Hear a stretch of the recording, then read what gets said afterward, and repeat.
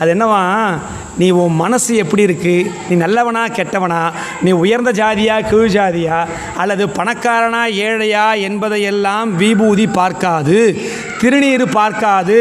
எந்த வினாடி ஒருவனோ அல்லது ஒருத்தியோ திருநீரை ஏற்றுக்கொண்டார்களோ நல்லவா, அவள்கிட்ட என்ன பார்க்க மாட்டா, பேதம் பார்க்க மாட்டா.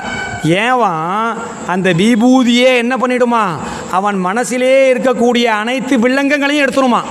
ஒரு நாளில் எடுக்காது, உடனே பூசிண்டா நல்லவாளா மாறிடுவாளா? பூசிக்க ஏன் நெத்தி இட்டுக்கலன்னா பாழ் நெத்தின்னு சொல்கிறா, மனசிலே பாழ்ந்த எண்ணங்கள் வந்துடும். அதனால தான் பாழ் நெத்தின்னு சொல்கிறா, வெறு நெத்தியோடு போகக்கூடாதுன்னு சொல்கிறா இல்லையா? அப்போ விபூதியை அவன் ஏற்றுக்கொண்டான். அப்போ கூட அவன் வேறு எத்தனையோ வேஷம் போட்டுன்னு வந்திருக்கலாமே. ஆனாலும் அவன் போலி வேஷமாக போட்டுக்கொண்டாலும் மெய் உணர்வை நமக்கு வெளிப்படுத்தக்கூடிய ஒரு அடியார் வேஷத்தை தானே போட்டுட்டான். அதனால தான் அவர் என்ன பண்ணியிருக்கார், பொற்காசுகளை கொடுத்துருக்கார். இது முதல் வியாக்கியானம். இரண்டாவது